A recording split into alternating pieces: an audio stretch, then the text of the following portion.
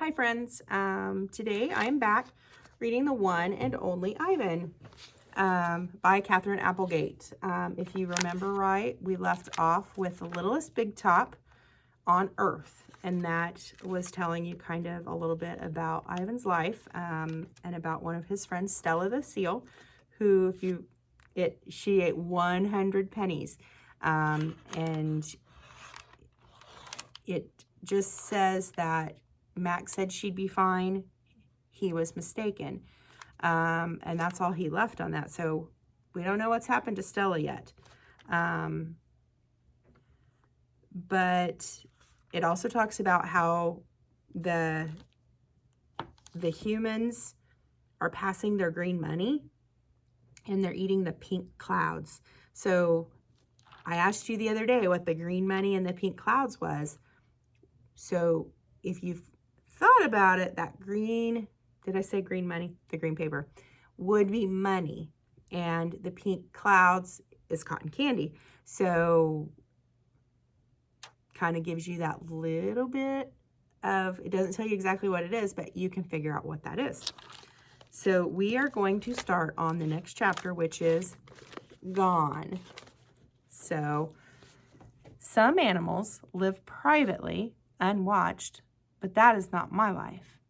My life is flashing lights and pointing fingers and uninvited visitors. Inches away, humans flatten their little hands against the wall of glass that separates us. The glass says, you are this, and we are that, and that is how it will always be. Humans leave their fingerprints behind, sticky with candy, slick with sweat. Each night, a wary man comes to wipe them away. Sometimes I press my nose against the glass. My nose print, like your fingerprint, is the first and last and only one. The man wipes the glass, and then I am gone. Artist. Here in my domain, I do not have much to do. You can only throw so many me balls at humans before you get bored. A me ball is made by rolling up dung until it's the size of a small apple, then letting it dry, and I always keep a few on hand. For some reason, my visitors never seem to carry them away. In my domain, I have a tire swing, a baseball, a tiny plastic pool filled with dirty water, and even an old TV. I have a stuffed toy gorilla, too. Julia, the daughter of the wary man who cleans the mall each night, gave it to me. The gorilla has empty eyes and floppy limbs, but I sleep with it every night. I call it Nut Tag. Tag was my twin sister's name. Julia is 10 years old. She has hair like black glass and a wide half-moon smile. She and I have a lot in common. We are both great apes, and we are both great artists.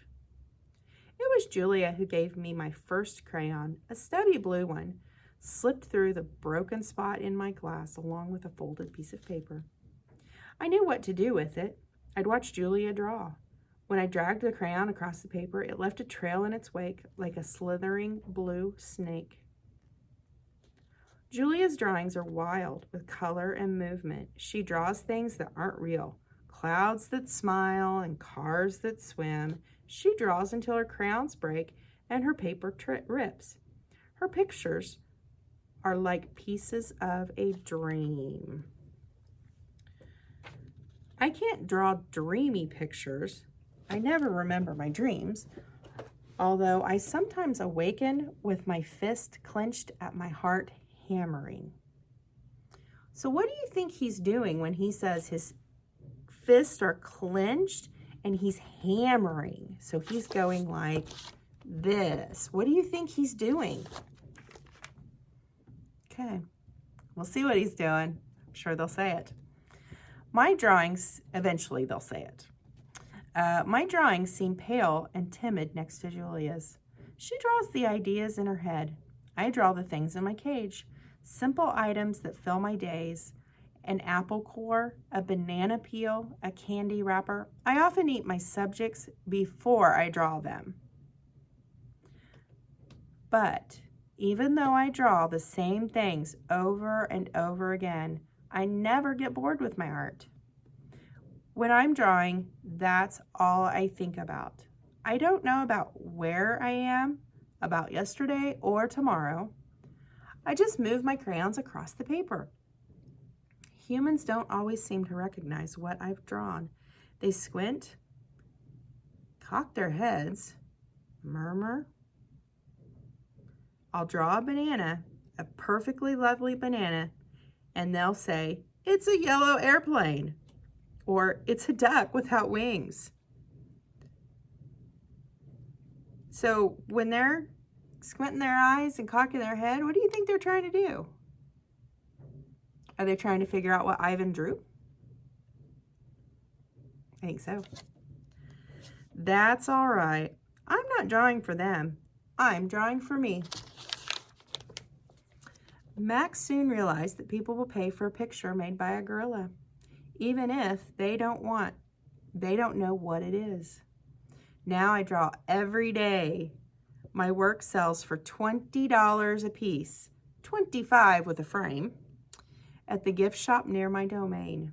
If I get tired and need a break, I eat my crayons. Okay, so we finished up we did Gone because it was only one page, and then we did Artist. And so that is talking about what Ivan likes to do and during his time in his domain. And it sounds like maybe he's a little bit of an artist. Do you know have you ever heard of any other gorillas that they do art? So, and if you remember, at the very beginning of the book when I started reading, I said that this is actually based on a real gorilla, that he actually lived and he actually did art. So if you get a chance, look up Ivan from the One and Only book, and it will tell you about the real Ivan and how amazing he was. And just what a good gorilla he was. And he was just so cool. So if you get a chance, you can do that. And that'll kind of maybe give you a mental of what Ivan looks like. Because really, I don't think they've said, I mean, they've kind of said that he's a silverback, but they've given you some detail, but like this will give you a really good mental of what Ivan looks like. So I hope you enjoyed today's reading. The next chapter I'm gonna read is Shapes in the Cloud.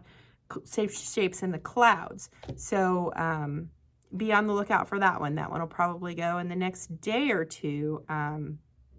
But I hope you enjoy these because this is a great book.